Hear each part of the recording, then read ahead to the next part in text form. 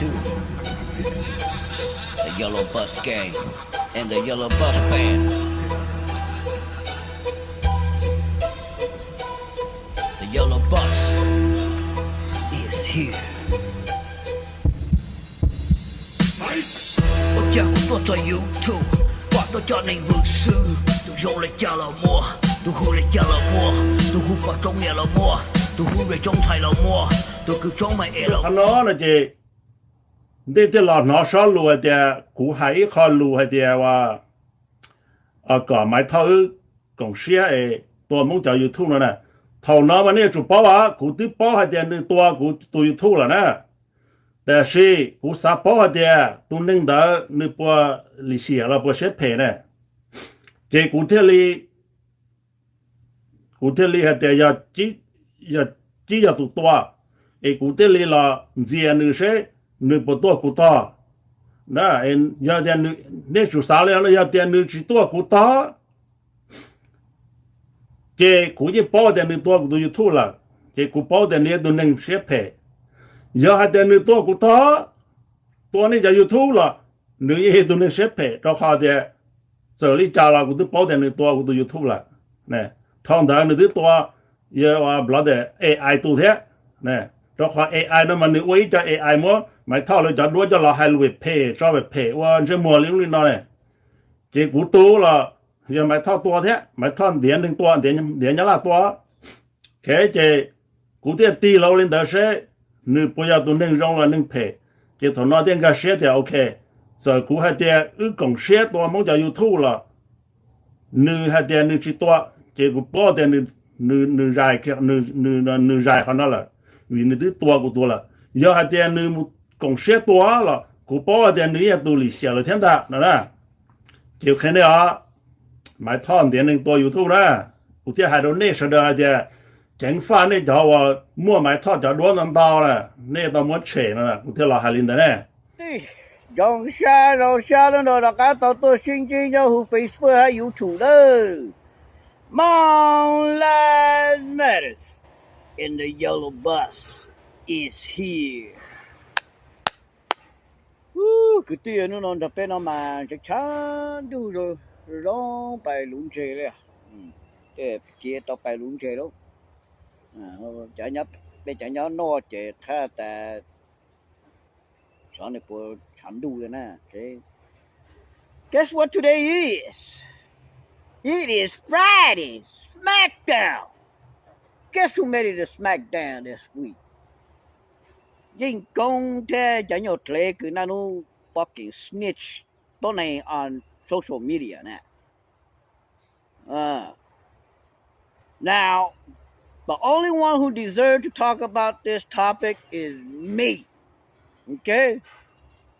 Mẹ bao that mà phong bao chi ra lên nè. You know how many times I had to make a new YouTube? This is my fourth one in YouTube right now. Okay? Because I don't know what's wrong with you. Oh, chỉ xe chỉ có một snitch. Khi xe thầu hùng này ya. Cho tôi này khi xe thầu là mẹ con mà you should not be on social media, okay? Mẹ si tê chứ. Một cô ít bờ chứ có một trả lúc chỉ gì có một phong từ tôi này nó lô nè. Thở nó của tôi thủ mà của tôi xuống thủ rề chứ của ô rề mà bó tờ ra bây giờ. Của lại mà của I know how to piss people off. And I laugh about it. You know, I get to the point where Ray got so mad one day, he went to snitch on me like 4 or 5 videos. He didn't think that I could catch him, that he did it because they had his email. They said that the guy that snitched on you is Ray. It has Ray, I don't know, his email or some shit. Okay? So, like I said, we need someone snitch only to about this or that or complain about anything. Okay? Yeah, của chị bảo ta sở giờ bị lấy cha mẹ ô tôi chỉ trả cho nó là số chỉ gì chị dùng mà gì nó học quá chị giờ mà phong tụi tôi này đỡ của này nước channel ở kia liền chứ nó nè đây thấu dân công này thấu lẽ này thế mà ai share thấu không lại chứ thấu sao một snitch toàn bố chỉ bố sao snitch cho ai nó này vậy à giờ ta cóผิดด้วยแล้วผิดก็เอา especially if you go and take on down on somebody's channel กูเลยมาแล้วมั่วแล้วผิดกูละ I just let it go I go make another one that's why this is my fourth one y'all if you follow กู they know what I'm talking about you know ตัวนี้มันจู้กูชอบเลยนะYou know, but they love watching my video.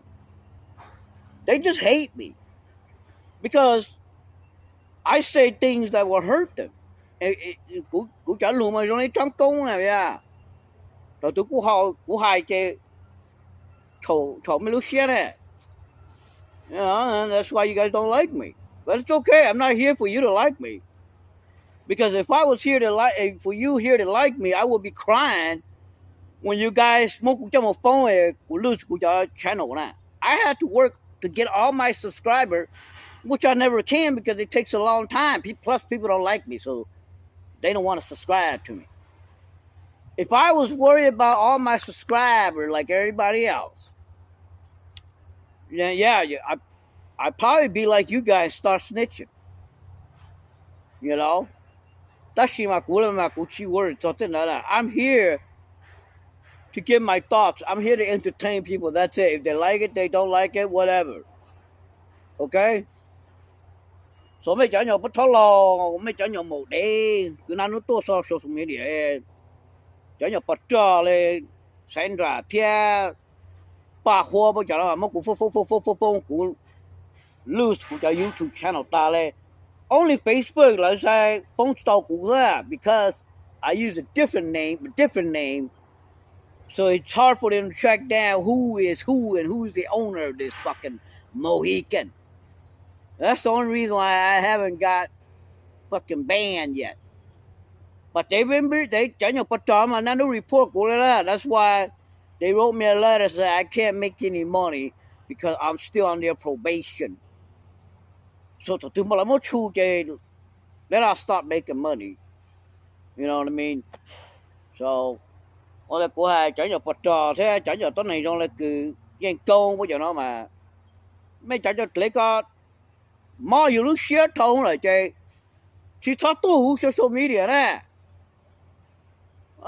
cú lên lắm cú phô bao ra cú lên cú chỉ cho mẹ lại phong cú ta cho cú yếu một bao lợi là no man I just go make another one okay because cú chỉ hết tụi này snitch nè chỉ mò của nó share là cái mò mẹ nè, ít chỉ mua lên từ nhau không biết tên nó will argue and beat me. That's why I know I'm not like you. Whatever you come at me, I will come back at you, and you will not answer me. That's it. Alright.